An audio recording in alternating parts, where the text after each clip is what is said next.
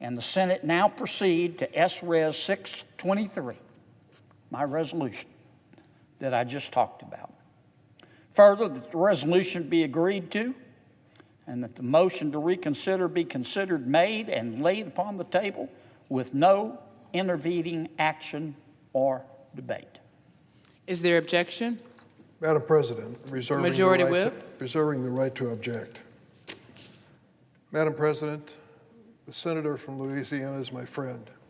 We throw that term around here in the Senate, but it's true. I think he would say the same. We both serve on the Senate Judiciary Committee. We've worked on issues together. We've been adversaries, but we've done it respectfully, and I will continue that, I hope, this day. But the gentleman, the senator from Louisiana, brings to the floor of the Senate and to this debate special qualities. He sounds many times like a homespun, backwoods lawyer. Don't be fooled. He's a graduate of a famous university in England. I've forgotten which one, Oxford, Cambridge, one of those. They're not in the Big Ten, I'm sure of that, but I know they're in England, and I congratulate you. I was never even considered for a university of that stature. He's a brilliant lawyer and senator and raises important questions, not just for the moment, but for history. The question before us today that he's raising is about the purported impeachment, I should say actual impeachment, of a member of President Biden's cabinet, Mr. Mayorkas, head of the Homeland Security Department. And that is about to be reported to the Senate, and we have constitutional responsibilities when it is reported.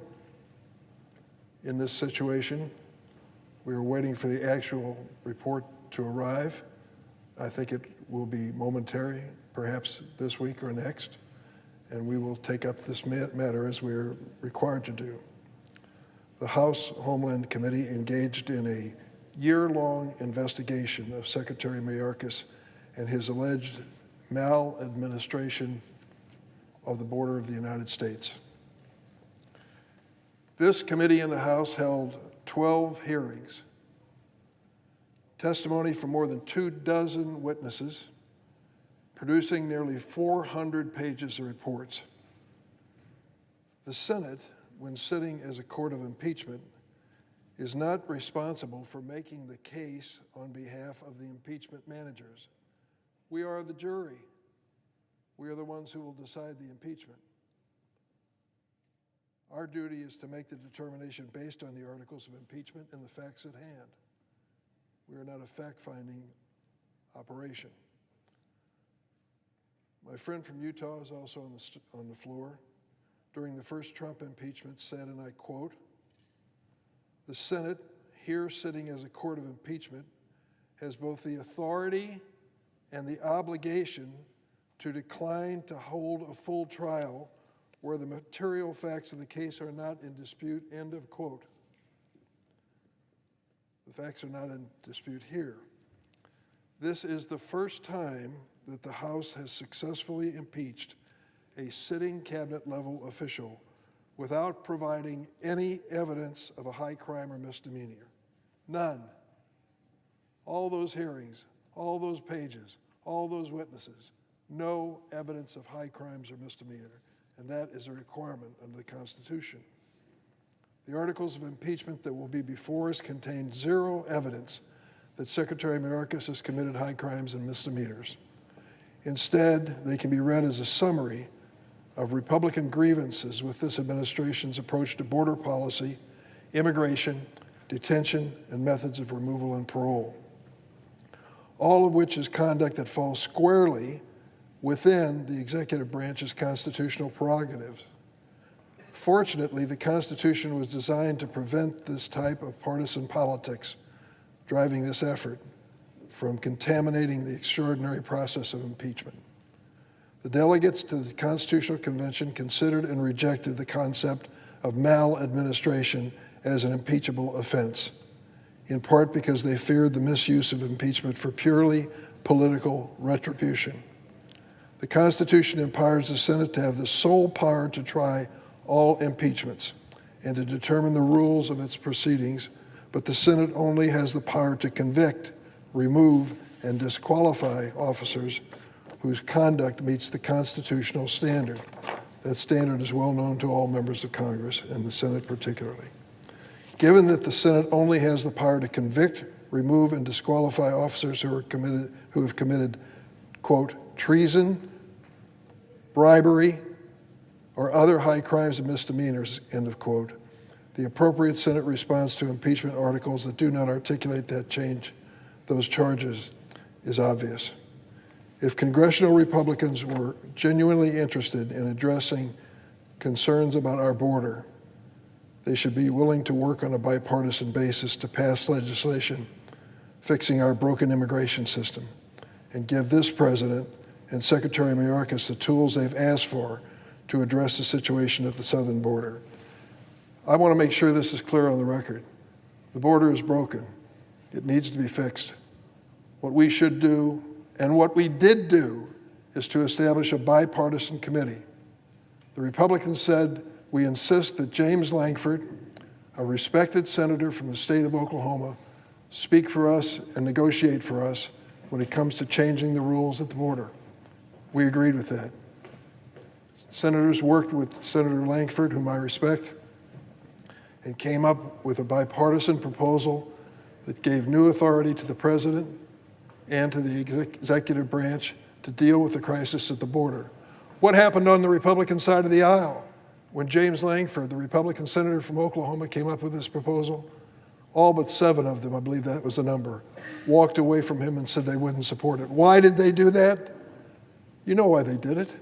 Because Donald Trump announced that he wanted no part of any agreement, any bipartisan effort to solve the problem. And then former President Trump said, and blame me. Well, I am blaming him. We had an opportunity to actually do something on the floor of the Senate when it came to the border. He stopped it. And so many of the Republican senators who begged us to work with Senator Lankford turned their backs on him after the yeoman effort he put into this undertaking. That's the reality. We had our chance on a bipartisan basis, and still do, to resolve this problem rather than engage in any political stunt. Instead, the vast majority of Republicans, including the junior senator from Utah and others on the floor, recently blocked a bipartisan border reform bill that was written by the Republicans' designated negotiator, Senator Lankford. They had their chance. It didn't work. Neither will this. I object. The objection is heard. Madam The senator from Louisiana. I will respond briefly. The United States House of Representatives. The United States House of Representatives has found, after a lengthy investigation, that the chaos at the southern border is man-made. And the United States House of Representatives has alleged that that man's name is Secretary Mayorkas. We need to hold a trial. Now, Senator Durbin is my good friend, and as usual, he is eloquent. And he sounds very confident that the evidence will exonerate Secretary Mayorkas. How does he know? He hasn't heard the evidence, and he doesn't want to hear the evidence because he's scared that the American people might disagree. That's what this is all about. Raw, gut politics. Madam President. Senator from Utah. Madam President, the House impeached Secretary Alejandro Mayorkas. He's the second cabinet official to be impeached in all of American history. The last cabinet member to be impeached was William W. Belknap in 1876. Now, the Senate held trials in virtually all previous impeachments, except for those in which the impeached officer no longer held office. However, Majority Leader Chuck Schumer now wants to effectively pardon Secretary Mayorkas, pardon him from this impeachable offense, pardon him from the impeachment itself, without letting us even examine the evidence. And no, Madam President, the facts are not undisputed in this case. They are not undisputed in the least. If they were, there wouldn't be a need for a full trial. There would, however, still, at a minimum, be a need to reach a verdict of guilty or not guilty. Because in literally every other circumstance in the history of the Republic, unless circumstances have arisen that have rendered the case moot, the United States Senate, sitting as a court of impeachment, adjudicates the matter, whether through short proceedings or long ones, whether through a trial conducted on the Senate floor or by delegation to a select committee. It does, in fact, reach a verdict of guilty or not guilty, as is the Senate's constitutional obligation. But when the articles of impeachment arrive, we have to remember that we have a constitutional duty to hold a trial. And again, what that trial consists of may depend on the circumstances, but we still have to hold a trial sufficient to get to the point, in the absence of the case being rendered moot or something of that nature, to reach a verdict of guilty or not guilty. Now, I'm so grateful to House Speaker Mike Johnson for delaying delivery of these so that we can give our full consideration. Ignoring the evidence before us betrays the trust of those who sent us here.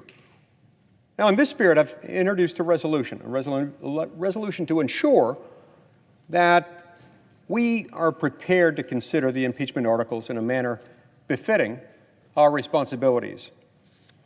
You see, the Senate has three states of being. It is always either sitting in a legislative capacity, where we pass bills, we debate, amend, and ultimately pass or decline to pass legislation. The executive calendar, where we consider presidential nominations and consider ratification of treaties. And third state of being, of course, consists of the Senate sitting as a court of impeachment. We're always in one of those three states. We have a separate set of rules governing our impeachment proceedings.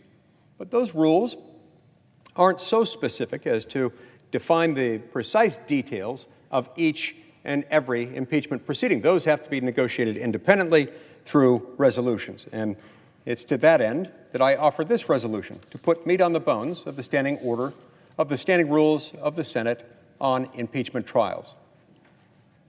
This resolution mandates that the Senate begin deliberations on the impeachment articles no later than 7 session days after the House of Representatives transmits them to the Senate. This timeline is not just for the Senate, but so that the American people can hear from Secretary Mayorkas himself. He's afforded up to 7 session days to respond to the charges that'll be presented to us by the House. Both parties in this debate would be permitted to submit trial briefs within specific deadlines, ensuring that all arguments are heard and considered with the gravity they deserve. It requires the House to file its records, including materials from the Judiciary Committee and documents related to Secretary Mayorkas' impeachment. These records, which are subject to scrutiny and objection by Mayorkas, are crucial evidence in our proceedings. My resolution lays out how motions and arguments will be carefully managed. Motions, except those to subpoena witnesses or documents, would be required to be filed before the proceedings start. The structure of the presentations and questioning would be designed to allow Secretary Mayorkas to comprehensively present his case. After the questioning period, we would proceed to final arguments and decide whether Secretary Mayorkas is guilty or not guilty. With my resolution, we'd be ready to conduct a fair and legitimate trial. So to my colleagues, if you're confident that the charges against Secretary Mayorkas are baseless, then why object to organizing a fair and legitimate trial? Why try to sweep this under the rug? Why pardon someone before they're even afforded the opportunity to prove their innocence? If you trust that Secretary Mayorkas didn't authorize millions of individuals to enter illegally into our country for swift and precursory release into the interior, don't object to my resolution. Just hold a trial. If you're certain that Secretary Mayorkas hasn't, in fact, increased the pull factors, incentivizing parents across the globe to send some 430,000 unaccompanied children into the United States, in many cases, to have them end up in the hands of traffickers, then by all means don't object, hold a trial. If you're confident that Secretary Mayorkas hasn't created at least 13 illegal immigration parole programs designed to increase the flow of people into this country by the hundreds of thousands in violation of the very law invoked to facilitate their admission, then don't object, hold a trial. If you're so sure, so confident, so certain that under Secretary Mayorkas, Customs and Border Protection hasn't dramatically decreased its vetting processes for allowing Chinese immigrants to cross our border with military-age Chinese males, don't object, hold a trial. If you believe that we haven't seen a dramatic increase in the known terrorist encounters at our southern border, don't object, hold a trial. If you're confident that Secretary Mayorkas hasn't allowed enough fentanyl to flow across the southern border to kill every man, woman, and child in the United States of America, don't object, hold a trial. An invasion, Madam President, is taking place on American soil. At least 8 million people, that's at the low end, have illegally crossed our border since Mayorkas became Secretary of Homeland Security. And the numbers just keep rising. This unprecedented influx includes gang members, it includes drug traffickers, human traffickers, dangerous individuals from every single country in the world, including the thousands of military-aged males from China. In December alone, the U.S. Department of Homeland Security reported 302,000 encounters. That's in 1 month, the highest number ever recorded in a 1-month period. These are not the kinds of records he should try to be breaking, but he's broken them again and again and again. Now, to be clear, Secretary Mayorkas has the tools to stop this invasion, to halt it in its tracks, and he has the tools to do it today. Not only does he have the tools, but he has the obligation and the sworn responsibility under the laws of the United States to do so. He doesn't need legislative action from Congress. Madam President, these aren't victimless crimes. The tragic case of Laken Riley, a life cut short by an illegal alien, one of the millions whom Secretary Mayorkas is allowed to enter our country unchecked, is a reminder of the human cost of this prolonged, severe, deliberate, malicious abdication of duty. Laken isn't alone. Her case represents hundreds of thousands of families across the nation whose lives have been upended by the invasion that our leaders willfully allowed to happen and indeed invited. In fact, they encouraged them to happen. Should Secretary Mayorkas be found guilty, these are impeachable offenses of the highest order. Make no mistake, this is not mere maladministration. This is deliberate, willful, malicious determination to break the law in order to bring in millions of people who do not belong here. There's no doubt at this point that the invasion of our southern border has inflicted pain and suffering on countless Americans. So we're obligated to figure out who's responsible and to make sure that they're held responsible. That's exactly why we're here. To that end, Madam President, I ask unanimous consent that the Committee on Rules and Administration be discharged from further consideration and the Senate now proceed to S-Res 624. Further, that the resolution be agreed to and that the motion to reconsider be considered made and laid upon the table with no intervening action or debate. Is there objection? I object. Objection is heard. Madam President, Senator from Utah. it is indeed unfortunate that this has happened. We've followed the model of previous resolutions that have been used in order to set up impeachment debates. This one was based off of one of the impeachment trials of the 45th President of the United States. These terms were agreeable under previous impeachment proceedings, and now they're not. This is not, Madam President, the kind of case in which the material facts are undisputed, nor is this the kind of case in which the office held by the person impeached has been vacated, either by death or resignation.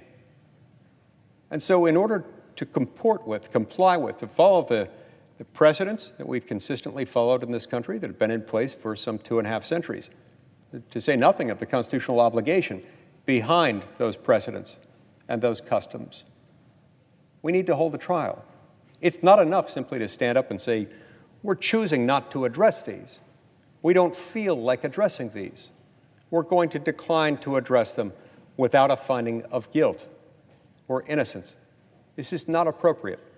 And so if they don't like these particular terms, then perhaps we can find another resolution that will allow us to approach these proceedings with dignity and fairness as an institution, showing dignity and fairness to the accused and to the American people alike, including and especially those Americans who've been victimized by the acts of lawlessness carried out by this administration under the leadership of Secretary Alejandro Mayorkas. We have an obligation to do this. But absent one of the circumstances not present in this case, where the case has become moot, this one's not, we have an obligation, regardless of what the precise procedures look like, to reach a verdict, to make findings, to convict or acquit, to reach a verdict of guilty or not guilty. It's wrong for us to ignore this duty. And it's also phenomenally dangerous. This precedent, having been set, will suggest that from this moment henceforth, insofar as the party of the President of the United States is the same party that controls a majority of the seats in the United States Senate, articles of impeachment passed by the House of Representatives will be essentially dead letter, to be dismissed without a verdict, without a finding of guilt or innocence, of guilty or not guilty. That would be a shame, and it would be a derogation of our constitutional responsibility. My hope, my expectation is that we can find some other means. If this one's not acceptable to the body, from my friend and colleague from Illinois, then perhaps another will. But we must keep trying. We can't pretend that we can simply table these. That's not what we're required to do here, and it's a derogation of our responsibility. Thank you.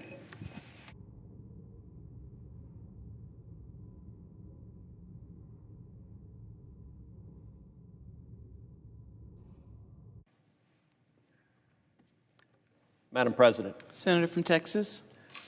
Madam President, there are times when the eyes of history are upon the United States Senate. This is one of those times. We are facing today an existential crisis at our southern border. It is qualitatively different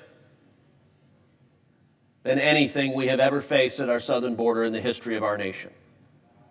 A few moments ago, the senator from Illinois acknowledged the border was broken. Although he acknowledged it in a classic Washington way of using the passive voice, the border is broken, that is designed to hide and obscure who broke the border. He is correct that the border is broken, but it was broken deliberately by the President of the United States, Joe Biden, by the Vice President of the United States, Kamala Harris, by the Secretary of Homeland Security, Alejandro Mayorkas, and by every single Senate Democrat who repeatedly have rubber-stamped and embraced this open border policy. The senator from Illinois said the border is broken. He is also the chairman of the Senate Judiciary Committee, on which I serve, on which Senator Lee serves, on which Senator Kennedy serves. In the past 3 years, we have held precisely 0 hearings on the crisis on our southern border. The Senate Judiciary Committee cannot be bothered to inquire as to the cause of this crisis. Understand why Alejandro Mayorkas became the second cabinet secretary in the history of the United States to be impeached. The last one was in 1876, the Secretary of War. And now, 148 years later, Alejandro Mayorkas joins him. It is not because Alejandro Mayorkas is incompetent. It is not because he's negligent. It's not because he's bad at his job. Rather, unfortunately, Alejandro Mayorkas is very, very good at his job. However, he does not view his job as securing the border. He does not view his job as protecting our homeland security. Rather, he views his job as openly and directly violating, flouting federal law and aiding and abetting the criminal invasion of this United States. He is not trying to secure the border. He is trying to accelerate the invasion that is happening. He wants more illegal aliens and more criminal illegal aliens released into this country. Under the Biden administration, 10.4 million illegal immigrants have been released into this country. And Senate Democrats are desperate to avoid the misery and suffering and death that their radical policies have produced. In a hearing before the Judiciary Committee, I asked Secretary Mayorkas how many migrants died last year crossing illegally into this country. He said, "I don't know, I have no idea." I said, "Of course you don't. The number's 853. That's a number from your own department, but you don't care about the dead bodies that Texas farmers and ranchers are finding, nearly 3 a day." When I brought 19 senators down to the border to see firsthand what was happening, we went out on a boat on the Rio Grande River. We saw a man floating dead in the river who had drowned that day. By the way, those 19 senators were only Republicans. I've invited my Democrat colleagues, I've invited the senator from Illinois, come to the southern border and see the people that are dying because of the policies you support. None of them have any interest in seeing firsthand the deaths they are producing. Madam President, I've looked in the eyes of children, of little boys and little girls who've been brutalized by human traffickers day after day after day. None of the Senate Democrats want to take responsibility for the little girls and little boys to whom unspeakable evils are being done. Madam President, I've looked in the eyes of women who've been repeatedly and violently raped by human traffickers. None of the Senate Democrats want to take responsibility for the horrific violence and suffering their open border policies have produced. Madam President, when I asked Secretary Mayorkas about colored wristbands on a poster I displayed at the Senate Judiciary Committee, he responded by saying he had no idea what those wristbands are. Madam President, those colored wristbands are worn by just about every illegal alien coming to this country. The colors correspond to how many thousands of dollars they owe the cartels. Understand, the cartels don't view them as human beings. They don't even view them as livestock. They are cargo. And the colors show how many thousands of dollars they owe. If you stand on the banks of the Rio Grande River, you will see hundreds or even thousands of those colored wristbands laying there in the grass. And what Alejandro Mayorkas was saying, as I told him, I said, "Mr. Secretary, you've just told the American people you're utterly incompetent at your job and you don't even give a damn enough to pretend to try." When I invited my Democrat colleagues, come to the border and see the wristbands, the Democrats don't take us up on it. And understand why those wristbands matter. Thousands upon thousands of teenage boys, they turn themselves into the Biden administration. They say, "Where do you want to go?" Some will say Chicago, some will say New York, some will say Los Angeles. And the Biden administration puts them on an airplane, puts them on a bus, and sends them to every city in America. The mayor of Chicago, the hometown of the senator from Illinois, has declared it a crisis, the illegal aliens pouring into his city. And yet, Senate Democrats not only will do nothing about it, they continue the policies in place that make it worse and worse and worse. And understand, those teenage boys, when they arrive in Chicago or LA, or New York. And by the way, the Democrat mayor of LA has also said it's a crisis. The Democrat mayor of New York has said it's a crisis. The Democrat mayor of Boston has said it's a crisis. The Democrat mayor of Washington, D.C. has said it's a crisis. When they arrive, they owe the cartels thousands of dollars. If they don't pay the money back, the cartels will murder their families. And so they are working for the cartels. There are crimes going on in your home state of California today by illegal immigrants the Biden administration has released that are working for the cartels. There are Californians who are being robbed right now, who are being carjacked, who are being assaulted. There are people in Chicago who are being robbed, who are being assaulted. You want to understand the misery? Take a look at Laken Riley. There's been a lot of discussion about Laken Riley, although sadly, only on one side of this chamber. If a Democrat senator has said the words Laken Riley, I have not heard it come from their mouths. Laken Riley was a beautiful 22-year-old woman who was murdered because of the Democrats' open border policies. How can I say that with such certainty? Because her murderer, an illegal immigrant from Venezuela, was apprehended in El Paso. We had him. We had him. He was arrested. And all Joe Biden, all Alejandro Mayorkas had to do was follow the law. And we would have put the murderer on a plane and flew him back to Venezuela, and he never would have been in Georgia murdering Laken Riley. But Joe Biden and Alejandro Mayorkas made the decision that politics matters more than protecting American citizens, and so they released this violent criminal. He went from El Paso to New York City, where he was arrested again. We had him a second time, this time for endangering the safety of a child. Unfortunately, New York City is a sanctuary city run by Democrat politicians, so what did they do? They let him go a second time. And he went down to Georgia, and Laken Riley, 22 years old, was out jogging, a nursing student. She's out jogging like millions of people do across America. And this murderer took a brick and beat her to death. If either Joe Biden and Alejandro Mayorkas had followed the law, or if New York had kept him in jail, she would still be alive. You know what I also haven't heard from Senate Democrats? The name Jeremy Caceres. Jeremy Caceres is a beautiful 2-year-old boy, murdered in Prince George's County, Maryland, just miles from where we are right now. Murdered by an illegal alien that Joe Biden and Alejandro Mayorkas released just a few weeks ago. News broke of an illegal alien from Haiti that not only did Biden release, but flew from Haiti to the United States. The Biden administration has had over 300,000 secret flights bringing illegal aliens to America. In this case, they brought the Haitian illegal immigrant to Boston, Massachusetts. And what happened just a couple of weeks ago? He was arrested for violently raping a 15-year-old girl who was seriously disabled. These are the very real consequences of the Democrats' open border policies.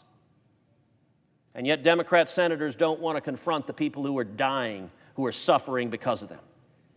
Alejandro Mayorkas was not impeached because he's negligent. He's impeached because he's actively defying the law. By the way, he's turned the Mexican drug cartels into deca-billionaires. According to the New York Times in 2018, the revenue from human trafficking the cartels earned was roughly $500 million. Last year, it was $13 billion. Thanks to Joe Biden and Senate Democrats, the drug cartel's profits have gone up 2,600%. That's why the House has impeached Alejandro Mayorkas. Now, what is the Senate to do when impeachment occurs? Well, fortunately, we have a document that tells us what to do. It's called the Constitution of the United States. Under the Constitution, it is the sole power of the House to impeach and the sole power and responsibility of the Senate to try. 21 times in our nation's history, more than 200 years, the House has impeached an individual and sent articles of impeachment over to the Senate. Here's what's happened in those 21 times. In one time, the Senate concluded it had no jurisdiction because the individual impeached was a senator. And impeachment only attaches to members of the executive branch or the judicial branch. So they dismissed that one for lack of jurisdiction. In 3 of them, the individuals impeached was no longer in office. And so the Senate didn't act because it was moot. It was no longer necessary to resolve because the individual impeached was out of office.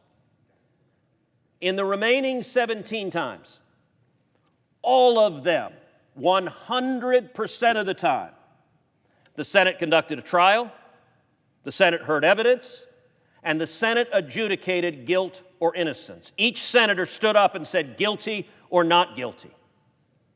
Well, next week when the articles arrive, we are told that Senator Schumer intends not to proceed to a trial, not to follow the Senate rules of impeachment, not to allow any evidence, but simply to move to table, to throw it out at the outset. Why is Senator Schumer doing so? 3 reasons. Number 1, he desperately wants to stop the House managers from presenting their evidence. Senator from Illinois says he knows there's no evidence. It's like an ostrich putting his head in the sand. One way to know there's no evidence is look at no evidence, hear no evidence, consider no evidence, and do everything you can to prevent the American people from hearing evidence. Number 2, the Senate Democrats want to stop a trial. They don't want the American people to know the suffering and misery and dead bodies their policies are producing. But number 3, the Senate Democrats desperately want to prevent Democrats who are on the ballot right now from casting a vote, guilty or not guilty. They want to avoid an adjudication. Because you know what? Senate Democrats are back in their home state saying, gosh, I'm really concerned about illegal immigration. If they were really concerned, we can decide that next week by voting to fulfill our constitutional obligation to hold a trial. Now, let me say something. I look and see the senator from Illinois. I see the senator from West Virginia. All 3 of us were on the Senate floor at another momentous time in 2013, when then Senate Majority Leader Harry Reid exercised the nuclear option and blew up the filibuster for nominations. That did enormous damage to the institution of the Senate. I remember standing in the well of the Senate, 10 feet from where I am now, and turning to Senator Amy Klobuchar that day. And I told her, I said, you are going to regret this day. This is a catastrophic mistake. And I told her then, the result of this decision from Harry Reid and the Democrats will be more justices and judges on the court in the mold of Antonin Scalia and Clarence Thomas. Madam President, if you want to know why Roe versus Wade has been overturned, it is because Harry Reid and the Democrats exercised the nuclear option in 2013. Had they not done so, there's no way this Senate would have confirmed all 3 of the nominees put forward. It was the direct consequence of the utter disregard for this institution Senate Democrats have. Now, I bring that up because we are at a second moment that is equally consequential. Except instead of nuking the Senate rules as they did in 2013, Senate Democrats are preparing to nuke the Constitution of the United States itself, the impeachment clause, which every single time that the Senate has had jurisdiction and the person has been in office, the Senate has held a trial. If Senate Democrats proceed next week to table that, they will blow up that precedent, and I'm here to make a prediction. Senate Democrats sometimes behave like small children with no ability to look to the future and anticipate the consequences of their actions. Everyone can recognize right now we've got a presidential election coming up in November. None of us knows the outcome. I'm going to posit to you right now there is a significant chance Donald Trump will be reelected as president. I'm also going to posit to you that's an outcome no one on the Democrat side wants to see happen. There is also a significant chance Republicans will retake the Senate. But there is a possibility that Democrats will retake the House. That is a very likely scenario in this election. If that happens, I turn to my friend from West Virginia because I want you to contemplate what will happen. If that happens, I'm going to make a prediction. 1 year from today, we're going to be on this Senate floor. And if Democrats control the House, they will have impeached Donald Trump again. Impeached him a 3rd time and maybe a 4th time and maybe a 5th time. If they have the House, that's what they're going to do. And if and when those impeachment articles come over to the Senate, If Senate Democrats next week dismiss this impeachment, I'm telling you right now, Senate Republicans will do the same thing to any impeachment that comes over from the House. And what Senate Democrats will have done is effectively eliminated the Senate's power of impeachment anytime the Senate is the same party as the President. Madam President, many of us were here the last time this scenario happened. It was the first Trump impeachment. The first Trump impeachment, you had a Democratic House, a Republican Senate, and a Republican President. The Democrats in the House impeached Donald Trump. They sent articles of impeachment over. The Senate Republicans could have played these games and tried to table the impeachment, said, we're going to shirk our constitutional duty. We're not going to have a trial, but we didn't. We followed the Constitution. My question for my colleagues here is there even one Democrat who cares about the institution of the Senate, who cares about the Constitution, who cares about democracy? Democrats love to pound their chest and say they are defending democracy while they are engaging in a relentless assault on democracy. I have an organizing resolution that would follow the precedent and simply appoint an impeachment committee to hear the trial. So the trial doesn't have to be on the Senate floor. That's typically done for presidents. Instead, the impeachment committee could hear the evidence, which is what the Senate has done over and over and over again. By the way, every Democrat who says we've got other things to focus on, FISA and other matters, the impeachment committee would proceed parallel with the Senate floor considering other business. So it would delay nothing on the Senate floor to follow our Constitution and have an impeachment committee, but it would avoid destroying the impeachment power of the Senate, destroying the Constitution, and it would also give the American people a chance to hear the evidence and to hear the presentation of the House managers. Therefore, Madam President, I ask unanimous consent that the Committee on Rules and Administration be discharged from further consideration, and the Senate now proceed to S-Res 622. Further, that the resolution be agreed to, and that the motion to reconsider be considered made and laid upon the table with no intervening action or debate. Is there objection? Reserving the right to object. Senator from Majority Whip. Madam President, the date was June the 27th, 2013, and on the floor of the United States Senate, we had done something that no one believed could be achieved. We had, through the Gang of Eight, established a comprehensive immigration reform bill. I was part of that Gang of eight senators, 4 Democrats and 4 Republicans, who labored for months to create that legislation. It was comprehensive, as I noted, covered every aspect from border all the way through the immigration process.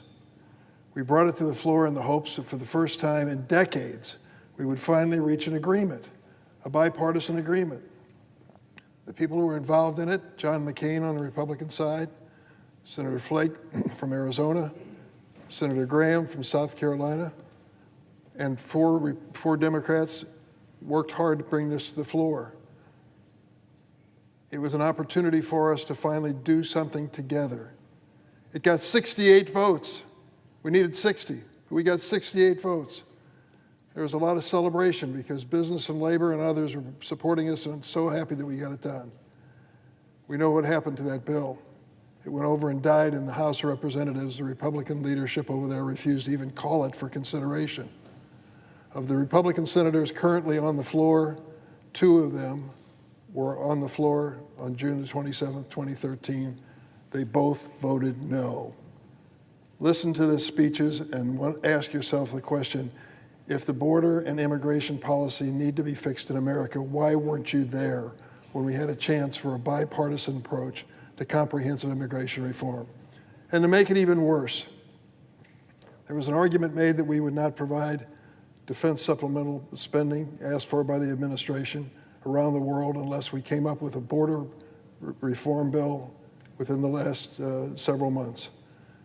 And the Republicans said, we have a leader on our side of the aisle that we want to head up our effort to come up with a bipartisan bill to deal with the border. We do believe it needs to be fixed. It is in crisis. They proffered James Lankford, a conservative Republican senator from Oklahoma, a highly respected senator. I may disagree with him on many issues, but I respect him as a member of the Senate. He was to be their lead negotiator, and we respected that request. The Democrats had Chris Murphy and Kirsten Sinema joining in the effort and brought to the floor, or prepared to bring to the floor, a measure that was a bipartisan approach to solve this problem. Why is that necessary? Because in this body you need 60 votes. If you don't have 60 votes, you're wasting your time. We needed something bipartisan. And so this measure was headed to the floor, and at the last minute, former President Donald Trump announced that he wanted to stop the process. He did not want to even attempt to solve the problem with bipartisan legislation. He said, you can blame me if you want to, and I blame him again. Yes, he did that. And unfortunately, the Republican senators were complicit, most of them, in that effort instead of respecting what James Lankford had achieved and what a bipartisan bill would have made. So you can say what you want, you can make all the speeches about bodies and suffering, and I'm sure that some of that's true. But the bottom line is when you had a chance to do something about it with the bipartisan Gang of Eight bill, you voted no. And when you had a chance to support James Lankford's bipartisan approach to fixing the border, you were not there to be seen. You were loyal to Donald Trump and not loyal to the situation that we face in the Senate. I object. Madam President. Objection is heard. Senator from Texas. Madam President, I ask unanimous consent that I have 2 minutes to respond to Senator Durbin. Without objection. Madam President, nowhere in Senator Durbin's remarks did we hear any mention of the children being brutalized by traffickers. Nowhere did we hear of the women tracked in sex slavery. Nowhere did we hear the words Laken Riley. Nowhere did we hear Jeremy Caceres. Nowhere did we hear a word about the dead bodies, 3 a day nearly, that are being found on Texas properties. Nowhere did we hear a word about the suffering. Instead, what did he do? He pointed to the Democrats' longstanding objection to grant amnesty to as many people as possible so they get more Democrat voters. The Gang of Eight bill was a terrible bill, and Senator Durbin is unhappy that democracy operated, and the House of Representatives made the decision not to pass it. That's the way our system works. That's what led Senate Democrats and Joe Biden to decide to just open the border lawlessly because they couldn't actually get the votes to pass their bill. The Schumer bill he's talking about would have made this situation worse. And understand what Senator Durbin is saying. It is the policy of Senate Democrats to support these open borders. They don't have any arguments on the merits. And by the way, Joe Biden inherited the lowest rate of illegal immigration in 45 years. All he had to do was nothing because we had success in securing the border. And Joe Biden and Alejandro Mayorkas deliberately broke the border. And they continue the policies in place that ensure tomorrow more children are going to be brutalized, more women are going to be raped. They know that, and they're not willing to do anything to stop it. That is, I believe, immoral and wrong, and the Senate should hold a trial as the Constitution requires. We owe that to the American people.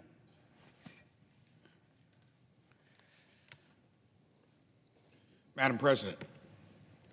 The senator from Indiana.